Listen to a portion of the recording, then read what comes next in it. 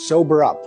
COVID-19 respects no national borders, no social bounds, no political systems, and no cultural values.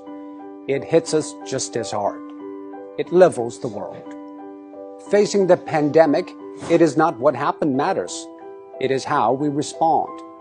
For almost a month, it infected thousands in Wuhan in a day, and every hospital bed was occupied.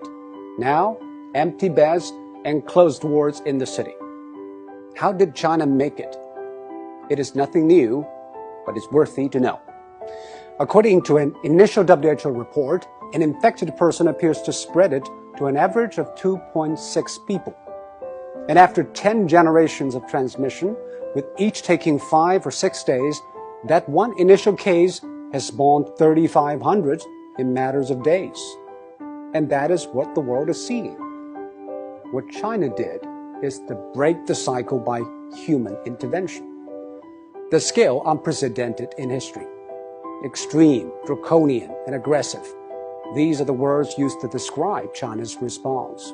But now, people have come to terms with the new norm, lockdown. Some people say, isn't that a violation of individual rights? Actually, the balance between individual rights and public safety is always an ever-changing equation. After 9/11, all the airports in the world began to impose draconian safety checks on passengers, and people accepted it because we traded a little of our freedom for the greater good of the public. China imposed the largest and most draconian quarantine in history. Factories shut, public transport stopped, and people stayed indoors. By doing that, it flattened the curve. On one hand, China avoided many millions of cases and tens of thousands of deaths. On the other, it stretched out the time and made the hospitals restaffed and less strained. This is exactly what Europe and America should know. But public policy needs both ends to agree, the decision makers and the decision takers. Quarantine is indeed extreme and extremely restrictive. It needs the people in lockdown to be honest and cooperative. I think what the people of Wuhan did was exceptional. They had the courage, tenacity, and resilience to stay housebound for days, weeks, and months.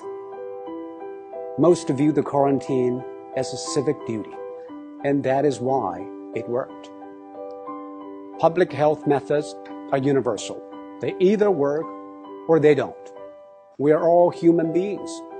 Our epidemiology is the same, but we have different economies, demographies, and sociologies.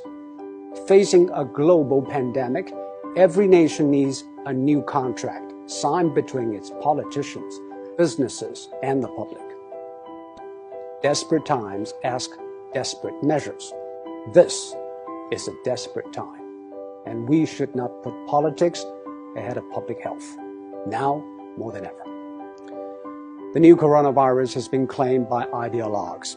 Donald Trump said it justified tighter border control. Bernie Sanders linked it to free health care. While in Singapore, every infection case is followed and dealt with. Bit by bit, every country is testing its methods through trial and error.